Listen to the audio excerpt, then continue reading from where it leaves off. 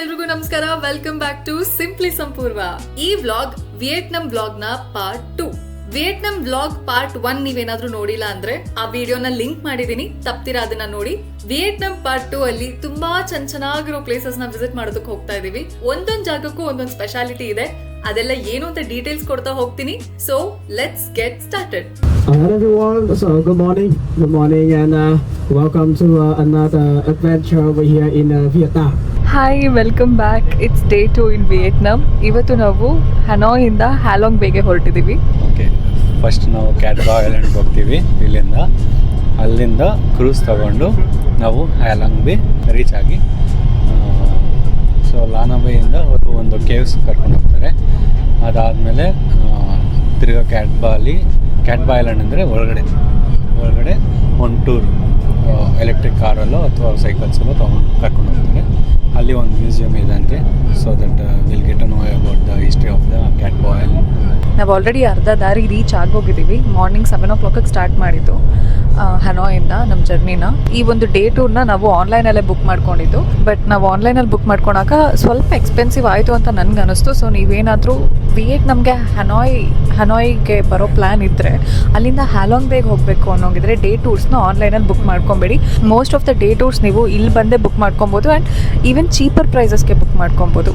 Anyways, I am looking forward to an amazing day ahead. ನೋಡೋಣ ಹೇಗೋಗುತ್ತೆ ಅಂತ. I will see you in Halong Bay. Bye bye.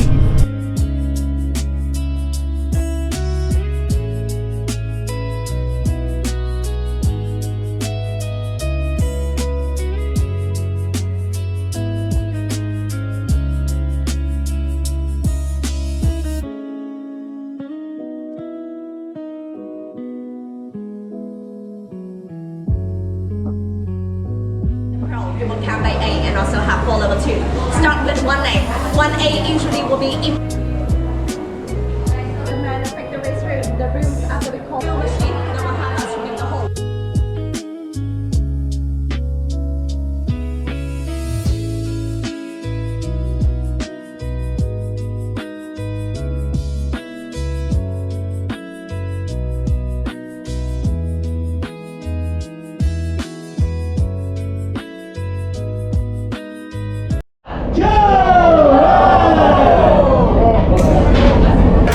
About the trip ಓಕೆನಾ, ಆನ್ಲೈನಲ್ಲಿ choose ಮಾಡಿದ್ವಲ್ಲ, ನಾವು ಹೆಂಗೋ ಏನೋ ಅಂದ್ಕೊಂಡ್ವಿ.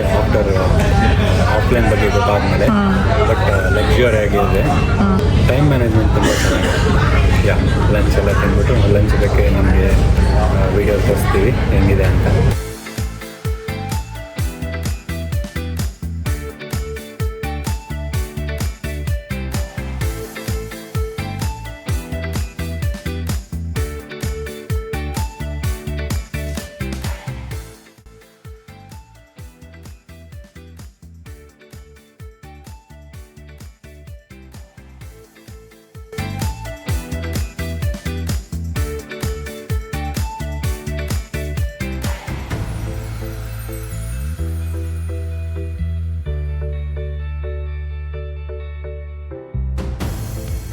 Where are we heading?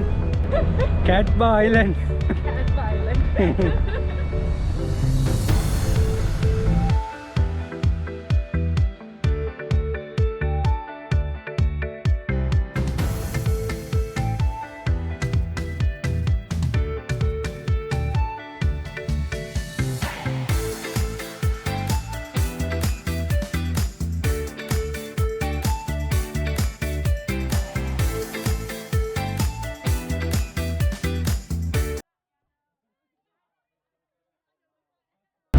ಇದೇ ನಮ್ಮ ಕ್ರೂಸ್. ಕ್ಯಾಟ್ಬಾ ಐಲ್ಯಾಂಡ್ಗೆ ಬಂದು ಒಂದು ಟ್ರಿಪ್ ಹಾಕಿ ಮತ್ತೆ ಕ್ರೂಸ್ಗೆ ಹೋಗಿ ಏನು ಮಾಡ್ತೀವಿ, ಜಕೂಸಿಯಲ್ಲಿ ಫಸ್ಟ್ ಬಿದ್ದು ಆಮೇಲೆ ನೀರಿದ್ದು ಹೋಗ್ತೀವಿ. ಜಕೂಸಿಯಲ್ಲಿ ಸ್ವಲ್ಪ ವಾರ್ಮ್ ಅಪ್ ಮಾಡಿಕೊಂಡು ಆಮೇಲೆ ಸಮುದ್ರಕ್ಕೆ ಬೀಳ್ತೀವಿ ಈಜಾಡಕ್ಕೆ.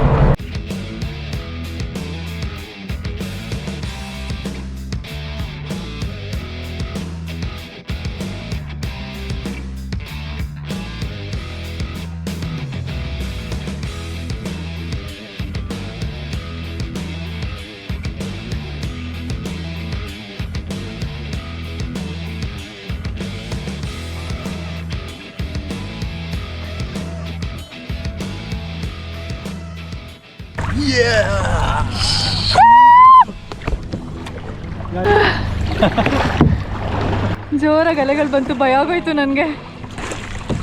ಅಲ್ಲಿದೆ ನಮ್ಮ ಕ್ರೂಸು, ಅಲ್ಲಿ ಕಾಣಿಸಿದೆಯಲ್ಲ ಅಷ್ಟು ದೂರದಲ್ಲಿ, ಅದು ನಮ್ಮ ಕ್ರೂಸ್. ಓಕೆ, ಇವಾಗ ಮತ್ತೆ ವಾಪಸ್ ಅಲ್ಲಿಗೆ ಹೋಗ್ಬೇಕು, ಬಟ್ ಅಲೆಗಳು ಜೋರಾಗ್ತಿದೆ. ಅಮ್ಮ,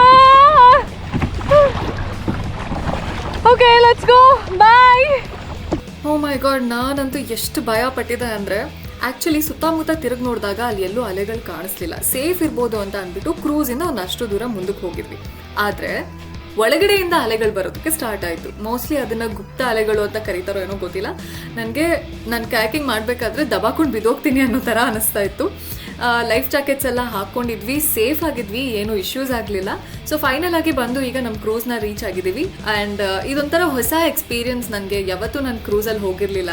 ಯುನೀಕ್ ಆಗಿ ಅನ್ನಿಸ್ತು, ತುಂಬ ಲಕ್ಸುರಿಯಸ್ ಆಗೂ ಇತ್ತು, ತುಂಬ ಫನ್ ಇತ್ತು, ಆ್ಯಕ್ಟಿವಿಟೀಸ್ ಇತ್ತು, ಎಲ್ಲೂ ಬೋರ್ ಆಗಲಿಲ್ಲ. And now comes the best part of the trip. ಏನು ಅಂದರೆ, ಇದೊಂಥರ ರಿಚುವಲ್ ಇದ್ದಂಗೆ ಇವ್ರಿಗೆ. ವಾಪಸ್ಸು ಈ ಕ್ರೂಸ್ ಟ್ರಿಪ್ ಮುಗಿಸ್ಕೊಂಡು ಹೋಗಬೇಕಾದ್ರೆ ಎಲ್ಲರೂ ಡ್ಯಾನ್ಸ್ ಫ್ಲೋರಲ್ಲಿ ಡ್ಯಾನ್ಸ್ ಮಾಡ್ತಾರೆ. ಸೊ ನಾವು ಕೂಡ ಒಂದು 2 ಸ್ಟೆಪ್ ಹಾಕಿದ್ವಿ. ಹೇಗಿತ್ತು ಅಂತ ತೋರಿಸ್ತೀನಿ ಬನ್ನಿ.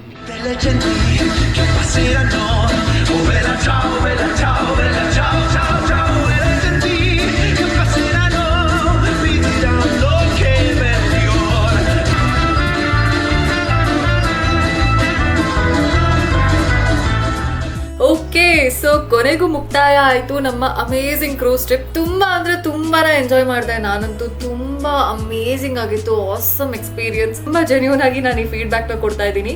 ಈ ಥರ ಎಕ್ಸ್ಪೀರಿಯನ್ಸ್ ಮತ್ತೆ ಮತ್ತೆ ಸಿಗೋದಿಲ್ಲ. ಸೊ ನೀವೇನಾದರೂ ವಿಯೆಟ್ನಾಂನ ವಿಸಿಟ್ ಮಾಡಿದ್ರೆ ಕ್ಯಾಟ್ ಬಾ ಐಲ್ಯಾಂಡ್ಗೆ ವಿಸಿಟ್ ಮಾಡಿ ತುಂಬ ಅಂದರೆ ತುಂಬ ಚೆನ್ನಾಗಿದೆ. ಆ್ಯಂಡ್ ಈಗ ನಮ್ಮ ಟ್ರಿಪ್ ಮುಗಿಸ್ಕೊಂಡು ವಾಪಸ್ ನಮ್ಮ ಹೋಟೆಲ್ ಕಡೆಗೆ ಹೊರಟಿದ್ದೀವಿ. ಅಲ್ಲಿ ಹೋಗೋದಕ್ಕೂ ಮುಂಚೆ ಒಂದು ಕ್ಯೂಟ್ ಲಿಟಲ್ ಕ್ಯಾಫೆಯಲ್ಲಿ ಒಂದು ಕಾಫಿ ಕುಡ್ಕೊಂಡು ಹೋಗೋಣ. ಈ ಒಂದು ಕ್ಯಾಫೆದು ಒಂದು ಸ್ಪೆಷಾಲಿಟಿ ಇದೆ, ಅದೇನು ಅಂತ ನಿಮ್ಗೆ ಅಲ್ಲಿ ಹೋದಾದ್ಮೇಲೆ ಗೊತ್ತಾಗುತ್ತೆ.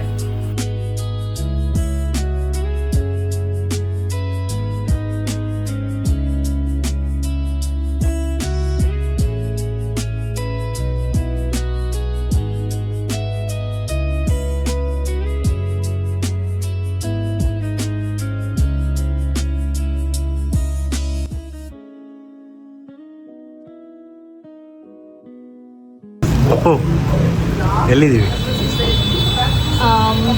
ಈಗ ನಾವು ಒಂದು ವೆರಿ ಕ್ಯೂಟ್ ಲಿಟಲ್ ಕ್ಯಾಫೆ ಒಳಗಡೆ ಕೂತ್ಕೊಂಡು ಹೇಸಲ್ ನಟ್ ಲಾಟೆ ಕುಡಿತಾ ಇದ್ದೀವಿ.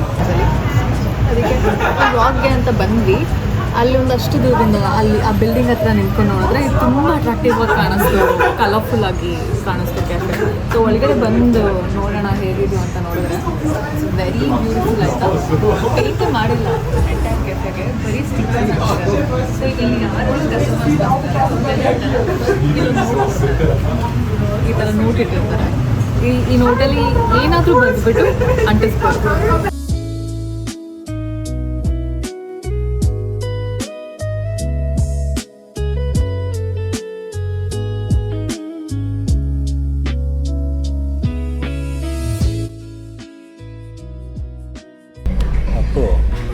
ವಿಯೆಟ್ನಾಮಿಗೆ ಬಂದ್ರೂ ಏನೋ ಹೇಳ್ತಿದೆ, ಲೋಕಲ್ ಫುಡ್ ಟ್ರೈ ಮಾಡಬೇಕು, ಎಲ್ಲ ಲೋಕಲ್ ಆಗಿರಬೇಕು ಅಂತ.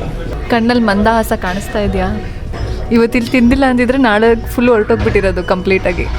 ಏನಾಯಿತು ಅಂದರೆ ಫುಡ್ ಸೆಟ್ ಆಗ್ತಿಲ್ಲ ನನಗಿಲ್ಲಿ. ಲೋಕಲ್ ಫುಡ್ ಟ್ರೈ ಮಾಡಬೇಕು ಅಂದ್ಕೊಂಡ್ರೆ ಲೋಕಲ್ ಫುಡ್ ವಾಸನೆ. People don't heat chicken here, ಬರೀ ಪೋರ್ಕು, ಬೀಫು ಇಂಥವೇ. ಅವನು ಯಾರೋ ಇಷ್ಟಿಷ್ಟಪ್ಪ ಕಪ್ಪೆಗಳು ಸಾಕಿದ್ದಾನೆ ಹೊರಗಡೆ. ಅಪ್ಪ ಅಯ್ಯೋ, ಯಾವ ಊರು ಸುತ್ಕೊಂಬಂದ್ರು ನಮ್ಮೂರೇ ಮೇಲು ಅಂತ, ಯಾವ ಊಟ ತಿನ್ಕೊಂಬಂದ್ರು ನಮ್ಮ ಊಟನೇ ಮೇಲಪ್ಪ. ತಂದೂರಿ ಚಿಕನ್ನು, ಸೂಪು ಎಲ್ಲ ಬಿಸಿ ಬಿಸಿ ತಿಂದು ಹೋಗಿ ಒಳ್ಳೆ ನಿದ್ದೆ ಮಾಡಿ ಎದ್ದೇಳಿ ನಾಳೆ ಬೆಳಗ್ಗೆ ನಿನ್ಬಿನ್ಗೆ ಹೊರಡೋಣ. ಓಕೆನಾ? ಬಾಯ್ ಬಾಯ್. ಇದು ಎಷ್ಟನೇ ಕಾಫಿ, ಎಷ್ಟನೇ ದಿನ? 3ನೇ ದಿನ 7ನೇ ಕಾಫಿನ 8ನೇ ಕಾಫಿನ ಚೆನ್ನಾಗಿದೆ. 9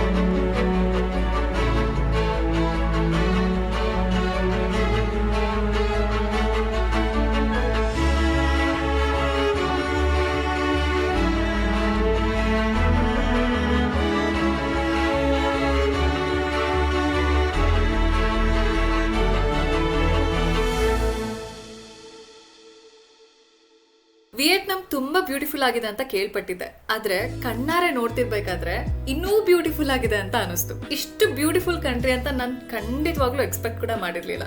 ಡೇ 1 ಹನಾಯ್ ಅಲ್ಲಿ ಇದ್ವಿ, ಡೇ 2 ಕ್ಯಾಟ್ಬಾ ಐಲ್ಯಾಂಡ್, ಡೇ 3 ನಿನ್ಬಿನ್. ನನ್ಗಂತೂ ನಾನು ವಿಸಿಟ್ ಮಾಡಿದ ಇಷ್ಟು ಪ್ಲೇಸಸ್ ತುಂಬಾ ಚೆನ್ನಾಗಿದೆ ಅಂತ ಅನಿಸ್ತು. ನಿಮ್ಗೆ ಏನ್ ಅನಿಸ್ತು ಅಂತ ಕಮೆಂಟ್ ಮಾಡಿ ತಿಳಿಸಿ. ಇಲ್ಲಿ ನೀವ್ ನೋಡ್ತಿರೋ ಟ್ರೈನ್ ಜರ್ನಿ ಇದೆಯಲ್ಲ, ಇದೊಂದು ಸ್ಪೆಷಲ್ ಜರ್ನಿ. ಯಾಕೆ ಅಂತ ನೆಕ್ಸ್ಟ್ ವ್ಲಾಗ್ ಅಲ್ಲಿ ಹೇಳ್ತೀನಿ.